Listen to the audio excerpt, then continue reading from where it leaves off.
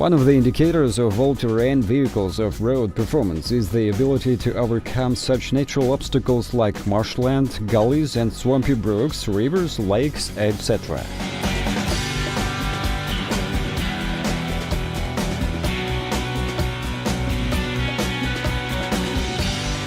It is an open secret that the Russian North, for the most part of it, is precisely such kind of areas, underpopulated and inaccessible. Nevertheless, these areas require transport service, but traditional approach, that is, construction of roads, is too expensive and thus unsuitable. Vehicles with low-pressure tires allow to solve these problems, excluding global costs and without harming the environment. This video clearly demonstrates the functionality of the AT vehicle Burlak in marshlands, as well as floating in open water.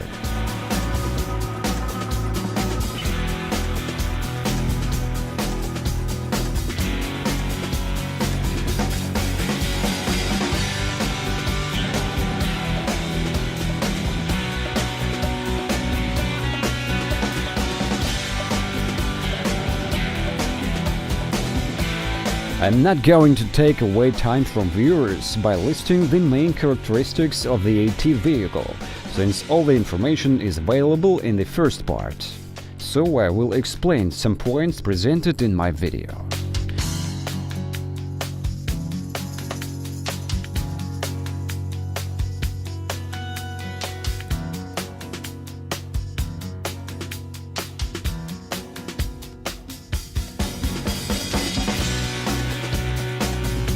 All marshlands are heterogeneous. Moreover, they have their specifics depending on the region, and marshlands of moderate climate are different from marshlands of tundra and forest tundra. However, the basic principle of crossing marshland for wheeled vehicles in general is the same. The key factor is relationship between wheels displacement and the AT vehicle weight. Marshlands are water-saturated, and the more wheels push the vehicle out towards the surface, the better the off-road capability is. The vehicle is just not able to drown. This is the first factor. The second factor is the ability to lock all the wheels.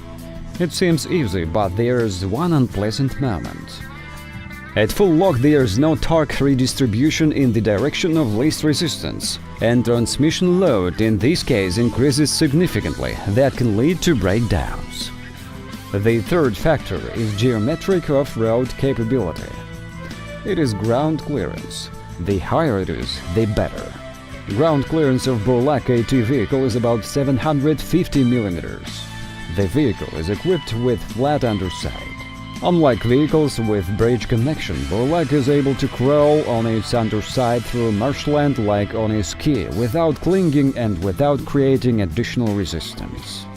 Then there is almost total absence of front and rear overhang. The video shows the moment of the vehicle exit from the water.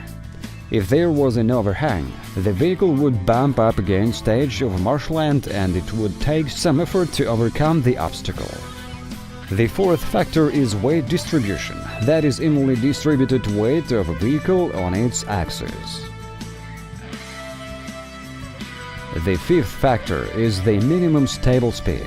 At minimum speed up to 1 km per hour, the wheels, if they fit correctly and you have selected the correct pressure, trample down the heterogeneous and shifting soil of marshland, and the lower the speed, the less resistance. Thus, the easier it is for a vehicle to move.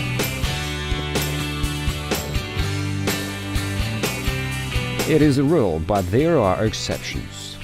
When all wheels of a vehicle get into moss hag or a pit with peat, it is sometimes useful to press on the gas pedal and move a little to steering wheel to create at least minimum forward movement.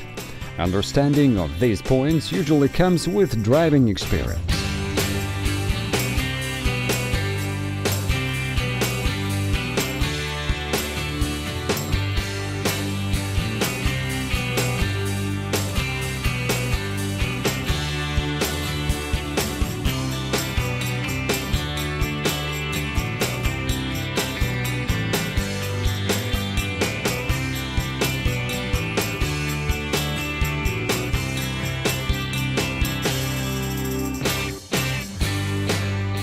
The sixth factor is the wheels.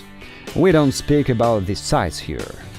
When it comes to the size of wheels, we go back to the factor number 1, the displacement. Here I mean another thing, the elasticity of wheels.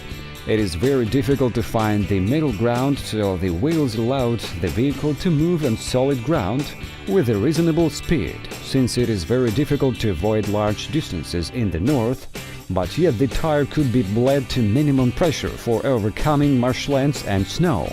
That is sometimes essential.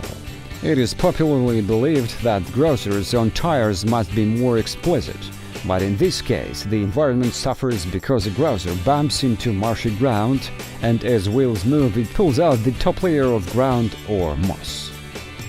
We have used a different principle for Burlak.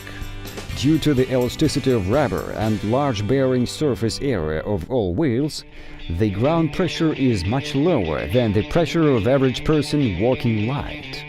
That means, from the point of view of ecology, the damage, if there's any, is minimal, and after a few days it will be impossible to determine the place where the vehicle passed.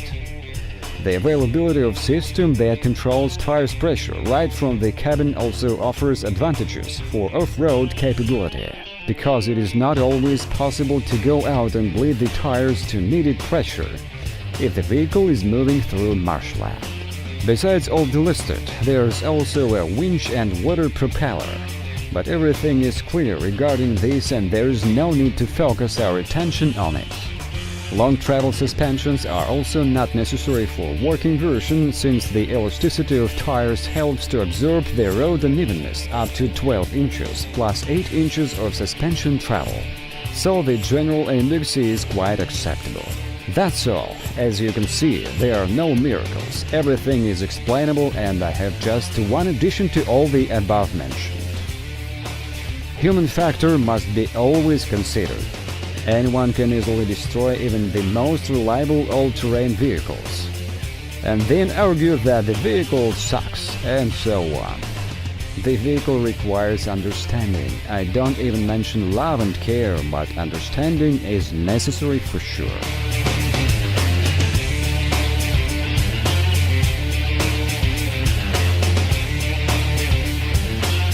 Thanks for watching this video up to the end.